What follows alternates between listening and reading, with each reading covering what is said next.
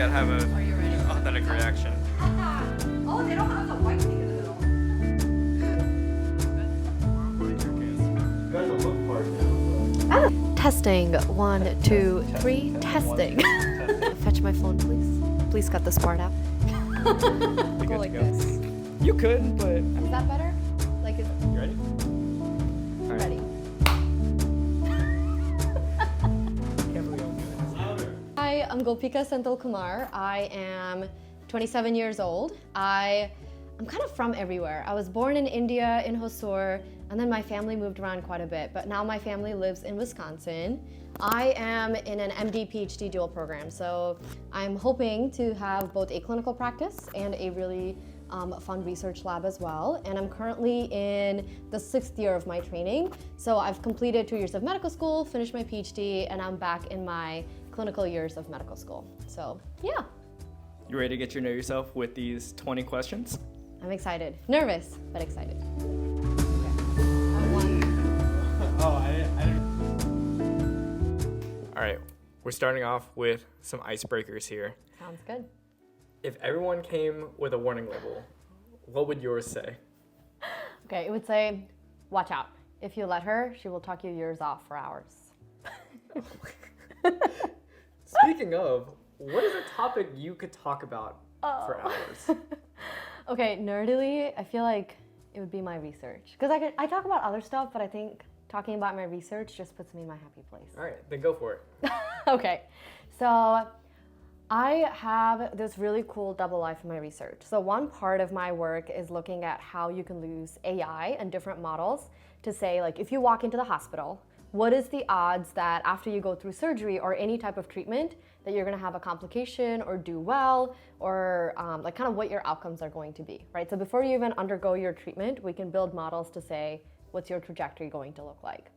And then another part of my life is now saying, okay, when these patients go through surgery, or even before, we can take a small part of their fat out and look at the tiny blood vessels in them and say, okay, how well is this stuff working? Can I give treatments that make them better in that time frame? And it's kind of cool because if you think about it, it's like a clinical trial in a dish concept. So, but it's like it's human tissue, right? It's really cool.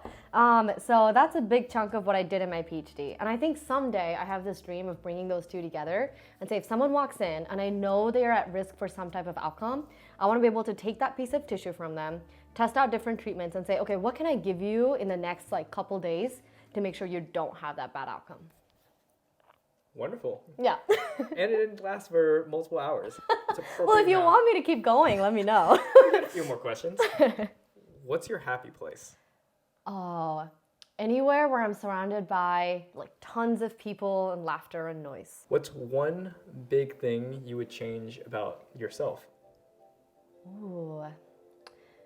I think I would change how much I worry and like rethink things in my own head. So a lot of times I have a tendency to focus a lot on things that I perceive as not going well. And then I focus more on that and not so much on the things that have probably gone well. And then I keep going into a circle of worry. So I feel like if I could, I would just stop that from happening. Yeah, because I mean, as Yeah. just as much of a chance of things not going well, there's just as much of a chance of things going perfectly right. Exactly, exactly. Who do you love most in life and why? Oh, that's easy. My sister. She is 10 years younger than me, but I think she was like a born best friend.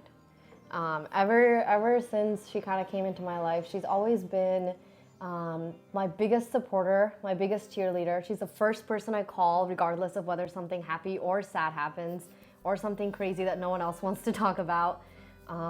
She's just my best friend. And I think in a more personal level, reflecting on how she perceives things motivates me to be a better person because I want to model a good life for her. What is your favorite thing to do alone? I love enjoying just a peaceful cup of coffee, just on my own, sitting on a nice couch, staring out, just taking it in. What's one random task you wish you could be better at? Oh, so many. Cooking. I really want to be better at cooking. Don't we all?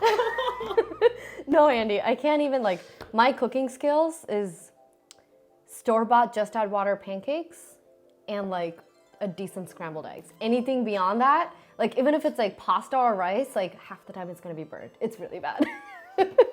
Rice? I know. I have an Instant Pot now though, so we just click the rice button and then it just makes it all happen. But they have rice cookers that you can just press the button like that. Yeah. Yeah. But you have to like measure the amount of water that goes in. No. That's how you measure the amount of water. Just like the fingertip test. You gotta go to H Mart. What is a fingertip test? You wash your rice and then like you fill up the amount of water up to like if you poke down and the fingertip hits the rice, the water should be right at like the DIP. Regardless of this. Yeah. We need to talk more about that. That sounds fake. All my Southeast and East Asians in the crowd. That's a real thing, right? I'm not just making that up. I'm not making that up. That's a real thing. Okay, we'll Google it after and we'll come to consensus. Anyways, what has life taught you recently? To not make any decisions when I'm feeling really emotional, either really happy or really sad. So to wait till I'm in a more grounded place before I make decisions. And what's something simple that makes you smile? Oh, so many things. Okay, I don't know why the first thing that popped into my head is the little kids that are running around in like a random area. Like, you know, everyone hates the little babies on an airplane, but I love them. It's just so adorable. They're just sitting there looking all cute and making noises. That makes me smile. You're talking to someone who's interested in doing like there working you in go. pediatrics. So like, yes, I understand. Sorry if you don't like airplane kids. I feel like I offended a big group of people out there. It's okay. There's one of two people. It's either you absolutely hate kids and you're like, what is it doing? Or they're just like these little angels that are so Exactly. innocent. There's no in between. Some deeper questions now. Why wouldn't you recommend someone to pursue your career path? Oh, that's a good question. Okay, I'll start with the why. I think the biggest factor for me is the sense of purpose that you get. Even on the worst day or even after having a really bad day, I still want to get up the next morning and do the same thing. And I think that is a big reason for going into it. And I also think when you're thinking about MD, PhD specifically, I love the variety of your days. So there's one day where I could go and my day would be filled with what you think of a doctor doing in a clinical setting, right? And then there's another day where it would be completely creative. I'm brainstorming my next research project or working on a cool paper or the next idea. And then a different day, this is probably my favorite part, I get to have students. So I get to have really meaningful mentoring meetings, talk to them about what their next steps look like. So it's super versatile, but every component of it is really fulfilling. So I think that's the why for going into it. And then, do you want me to say the why not? Of course. Okay. Okay, so the why not, I think, has to do a lot with the personal component. I do think a big factor of why I've been able to do what I have been able to do, so especially being in a 7-year program, is having my family close by. They have flexibility in their schedule, so even if I'm busy or can't do certain things at a certain time, they can come see me. And I think that allows me to keep my support systems close and really spend time with them, but not everyone can have that, right? So I think that definitely adds challenges. I definitely miss important things in people's lives that I care about.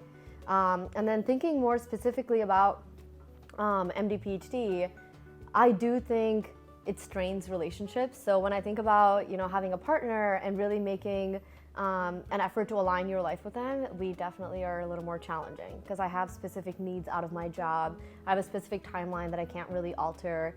There are times when I have to be at a specific location, and I think that definitely can strain relationships. Very well said. Yeah. Are there any particular personality traits or natural skills you found influenced you choosing your career? Yeah, I think the first part that brought me to the clinical world was my love for meeting new people and making friends. I'm that person that if you sit next to me on the airport, I will strike a conversation with you and get to know your entire life story. But believe it or not, that's actually a good skill in the clinical world because I think I naturally have a tendency to want to get to know people. So I feel like it comes in handy when someone's nervous or someone's not necessarily in that trusting phase yet, for me to just connect with them on a human level. So I think that's definitely an important one. And then, do you know that annoying kid that says, like, if you answer a question and they say, but why, but why, but why? That was me as a kid.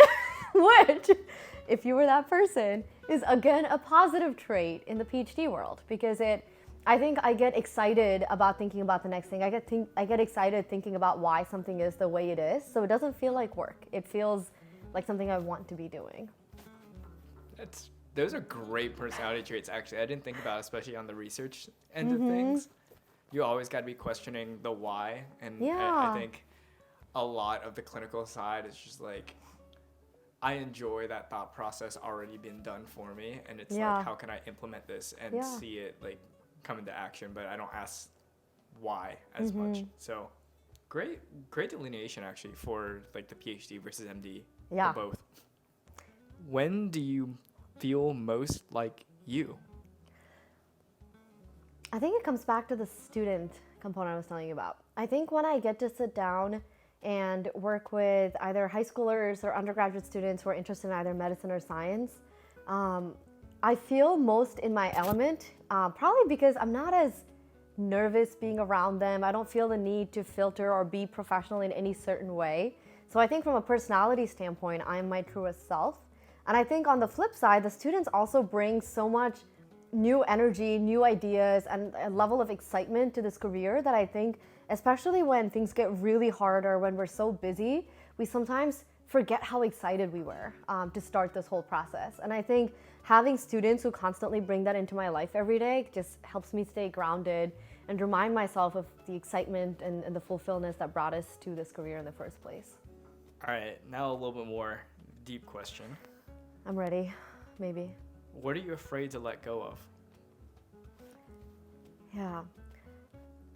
Honestly, I love being just a happy person in people's lives, and I enjoy being able to take the time to get to know people and take the time to, again, mentor students or whatever it is that I'm doing. I like to really immerse myself in it. And sometimes I worry that as things get busier and busier in our career, and as you know, I'm considering a surgery residency, I worry about losing those aspects of me because I get so busy that I get short with people. And that's not something that I ever want to do. So that's a side of my personality I hope I never let go of. What was the happiest point in your life? The day I defended my PhD. It was a beautiful moment when my entire family friend community, we have a very tight-knit group of immigrant communities here. They all took the day off. Their kids took their day off from school to come support me there, because I was the first person in that community to, go to college in the US and then now get a PhD, and they were all there. And my close mentors set aside time in their clinical day to come attend my defense. Like, I've never felt, there's moments when you're like, wow, I am so grateful for how loved I am. That was like a moment where I was so reminded of all the people that just rearranged their life to be there and just really support me. And it was just, it was so meaningful, so meaningful. What excuses do you make that hold you back? Okay, this one's tough. I think everyone's kind of heard the stereotypes of, especially when you grow up in an Asian household, there's certain things that are valued in women in my culture. So things like being humble, not really advocating for yourself, but accepting credit when it's given, but not asking for it. Speaking when you're spoken to, but not over someone. There are certain traits that I was raised with as here's a sign of what success is, right? And I think living in America, I've come to understand the importance of advocating for yourself, the importance of stepping out of your comfort zone and saying like, hey, I did this work, I would really like to be given the credit for it. And those are things that I think I've learned over the years, but I still sometimes struggle to do it. And instead of saying, well, it's an area that's uncomfortable for me and that's not why I'm doing it, I sometimes fall back on, oh, well, this is how I was raised, so, I can't really change it. And sometimes I just excuse myself for not putting myself in an uncomfortable position. And it's something I'm working on and trying to actively say, like, it's coming from a place of fear, and acknowledging it, but it's still something that's a work in progress, I would say. A section I like to call dream state. Wait, do it again. I burped. I don't know if that caught on mic. I found the title card, guys. That's not the mic. But I just like it. I can use it. This last section is all about reflections of the past and outlook to the future. First one, what do you think your past self would think of you now? Ooh. I think my past self would honestly be surprised of me now.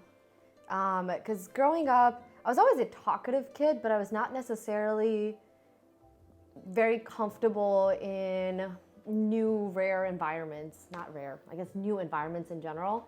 But all through middle and high school, we moved around to new schools almost every year. And I think that really almost forced me to break out of my shell and be comfortable in new environments, be comfortable.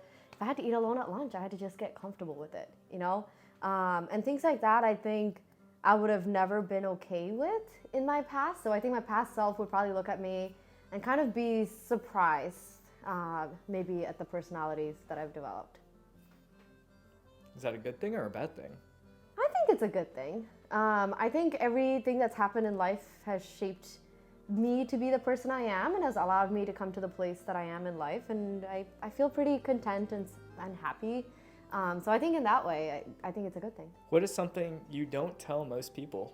I think a lot of times in the context that I've been asked about myself or my career, I'm always in a place of telling a story. And we're all very good at that in this field, right? I'm like, oh yeah, I was in point A and then I made the decision to do point B and then here's where I ended up. And it seems so, oh yeah, like she, made a decision to end up where she is. But in reality, I oftentimes was in the right place in the right time, and that's how I found my PhD mentor. I didn't know MD PhD was a thing. I thought I was going to be a design engineer going into undergrad. And on the day of orientation, someone said, hey, there's this cool research program, and today's the last day to apply. And I was like, research? What's research? So I applied and then got in, and that's when I discovered that we could even do research, right? And when I applied to college, I applied pre-law, biomedical engineering, and architecture. Because I had moved here from India. My parents didn't know what it was like to go to college here. We didn't understand the concept of identifying a passion and then figuring out a major and going to it. Yeah, exploring. Yeah, exactly. I was like, okay, all of these three things sound like I would remotely enjoy, so I'll just apply. And then I picked a school that gave me the most money. It's not like I picked biomedical engineering. Sorry, guys. If my MD PhD interviewers were listening to this, they'd be like, what? Engineering wasn't the plan all along? It wasn't. It just wasn't, right? And I think it's important, especially if there's people that are listening who are in high school, to know that it's okay if you don't have it figured out. Life just kind of works out and leads you wherever, but it's definitely not something that I think I share often. I normally always try to paint a picture of how to go from point A to point B. Yeah. That's such a good answer. I don't even know what to say to that. It's like, I think we all try to, especially anybody that has made it to a position. I think thankfully, myself now and you soon will say, well, you are a doctor with a PhD. You'll be a resident physician one day. Yeah. And I think it's the typical timeline of you do this, you get this result. And from there, you climb the next rung in the ladder, and it's very stepwise, and that's just not the case ever. And a lot of pre-med panels or whatnot will try to tell you that, or attempt to make it as streamlined as possible, and will sell you on that idea when in reality it isn't. And no matter how proficient of a course or you have, I don't think it will ever be streamlined, and it's not really supposed to be. I think if we were all streamlined into this process and didn't take our own weird convoluted route to it, I don't think any of us would be able to connect with our patients as well, because we'd be products of algorithms. Absolutely, absolutely. And I think a concept that I've really appreciated coming across lately is the idea of necessary endings. The idea that you can try things, and if it's not working for you, it's a necessary ending. And being able to artfully say, you know what, like this is not best suited for my skill sets or my interests, but someone else would really love this. And being able to just step away from that and give that opportunity to someone who's like, that's their thing, is kind of relieving in a way, and it gives you the permission to say, if I think something is cool, I'm going to try it. And then if it ends up not being cool, it ends up not being cool. What's a chance you wish you took? You know, okay, I stand by my statement that everything that happened led me to where I am. So I'm not saying this as a moment of regret, but I do think if I had to do it all over again, I would think more seriously about taking a gap year of my undergrad. And the reason I say that is because at the end of my undergrad career, I was very immersed in the biomedical engineering space. I was working on new design innovations. So we started an inventors club of sorts. So we basically were able to take ideas and questions that people had that had no solutions whatsoever and just come up with an idea out of the world, like, you know, there was no limit. And we really wanted to make something like that into a company and be design engineers and kind of do the whole startup thing. And I think when I applied to med school and got in, it was just too many things to take on at the same time. And it was too risky financially to go into medicine and know that I'm not going to make real money for a while. And then also know that I'm going into a risky business where you're not guaranteed to make money, right? So I think a lot of things about me starting med school right away prevented me from testing out opportunities like that. And in hindsight, I think if I had a gap year to explore it, I think I still would have ended up in an MD PhD program. I do think this is where I'm most in my element. But I think I would have maybe also looked at opportunities within programs to work with industry, to further develop skill sets in, if I wanted to take my research and spin it into a company, not just publish a paper out of it, how can I do that? Those are things that I probably would have intentionally looked more at in programs. And it's something I can do now and I can think about in residency, but I wish I had the time to do that when I was a little younger. What is a dream you let go of, but it hurts? Oh, but it hurts.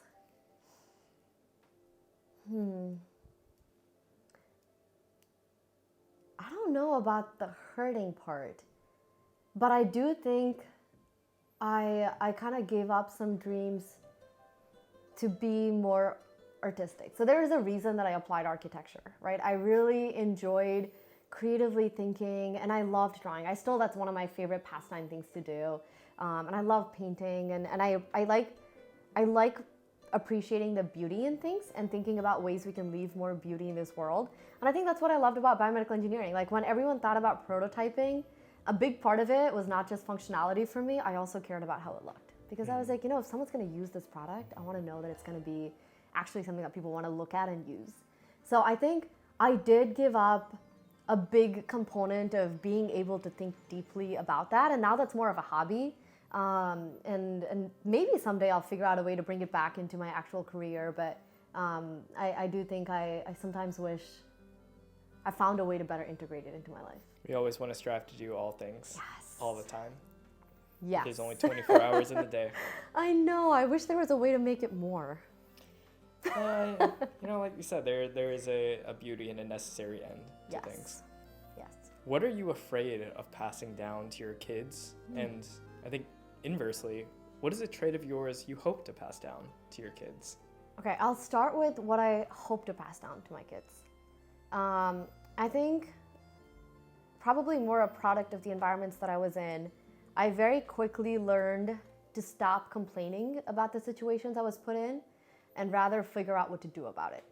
So I kind of grew up very much a doer because a lot of times things in life like, moving across the world, even with certain regards, deciding which school I went to based on financial considerations. So there's so many things that were beyond just my immediate choices that I had to get used to, that I very quickly became the type of person that if there's a problem, you won't see me sit there and complaining about it. I might for like 2 seconds, but I'm the type of person that wants to figure out how to solve it. Like, what do we need to do to change it? And I do think it's actually been one of my biggest strengths throughout medical school. Even when we think about things in medicine that we intrinsically cannot change, or things that affect our patients that we don't currently have control over, that honestly lead to a lot of frustration and burnout in physicians. I think that as much as it frustrates me, I now think of it as, what can I do? You know, I am able to do research, or I'm able to think about other angles and say, what can I do to fix it? And I do think that is a quality I hope my kids kind of develop too. With respect to what I hope I don't pass down. Okay, we already talked a little bit about being self-critical, but I think the second part is not take on everything. Because I do think the idea of learning about necessary endings and saying, you know what, there's certain things that I feel more in my element, that play more to my strengths, that bring more purpose, and those are things I should continue. But that doesn't mean the other things that I let go of didn't bring some form of joy or contentment, or but there's only, like you said, 24 hours in a day. A girl's gotta eat, a girl's gotta sleep. And I think it's still a work in progress to say, I'm going to hold on to certain things and be able to let things go. And there was definitely times in my life where I let myself get pretty spread thin. So I hope my kids learn balance a lot earlier in life. All right. With all of this reflection, Yeah. and there's going to be plenty more to come. So what's one word of advice you can give to your future self? Don't fret, it'll be okay. Just let it go. Just stop thinking. All right. Well, thank you so much. That's the end of the 20 questions. Thank you. This was fun. I really appreciate you having me.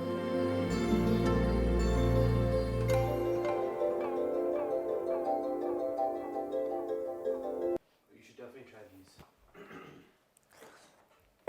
What now? You should try these.